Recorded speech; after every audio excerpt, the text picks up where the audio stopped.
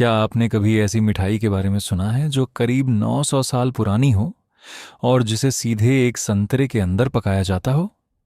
आज हम बात करेंगे चीन की एक बेहद अनोखी और ऐतिहासिक मिठाई जू न्यांग गेजन फेन की, जिसे ऑरेंज स्टफ्ड कुज्जू डेजर्ट भी कहा जाता है। इस मिठाई का इतिहास उत्तरी सोंग राजवंश तक जाता है, यानी लगभग 1100 साल पहले के चीन तक। उस समय लोग केवल स्वाद के लिए ही नहीं, बल्कि स्वास्थ्य लाभों को ध्यान में रखकर भी भोजन तैयार करते थे।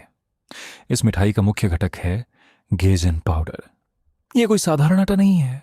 इसे कुर्जू नाम की एक जंगली बेल की जड़ों से बनाया जाता है। कुर्जू की जड़ें कई वर्षों तक जमीन के अंदर बढ़ती रहती हैं।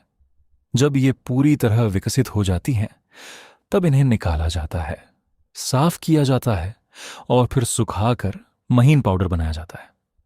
प्राचीन चीन में गेजन को एक मूल्यवान खाद्य पदार्थ माना जाता था। गर्मियों के मौसम में लोग इसे विशेष रूप से खाते थे, क्योंकि माना जाता था कि यह शरीर को ठंडक पहुंचाने में मदद करता है। अब बात करते हैं इस अनोखी मिठाई को बनाने की। सबसे पहले एक ताज़ा और मीठा संतरा लिया जाता है। संतरे का ऊपरी हिस्सा सावधानी से काटा जाता है और अंदर का गूदा निकाल लिया जाता है।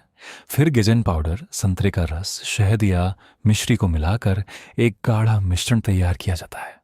इस मिश्रण को वापस उसी संतरे के अंदर भरा जाता है। इसके बाद संतरे को ढककर भाप में पकाया जाता है।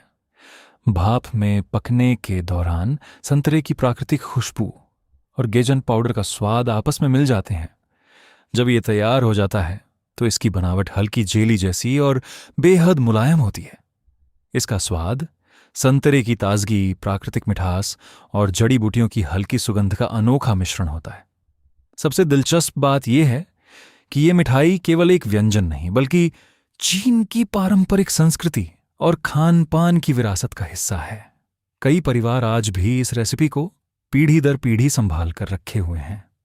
कुछ इतिहासकारों का मानना है कि इस तरह के व्यंजन उस दौर में विकसित हुए जब लोग भोजन को दवा और पोषण दोनों के रूप में देखते थे। यही कारण है कि इस मिठाई में प्राकृतिक फलों और पौधों की जड़ों का उपयोग किया जाता था। आज आधुनिक दुनिया में हजारों नई मिठाइयाँ मौजूद हैं, लेकिन 900 साल पुरानी ये संतरे वाली मिठाई अब भी लोगों को अपनी अनोखी कहानी और स्वाद से आकर्षित करती है। सोचिए, एक ऐसा स्वाद जिसे लोगों ने सदियों पहले चखा था और जिसे आज भी उसी परंपरा के साथ बनाया जा रहा है। अगर आपको मौका मिले तो क्या आप इस 900 साल पुरानी ऐतिहासिक मिठाई को चखना चाहेंगे?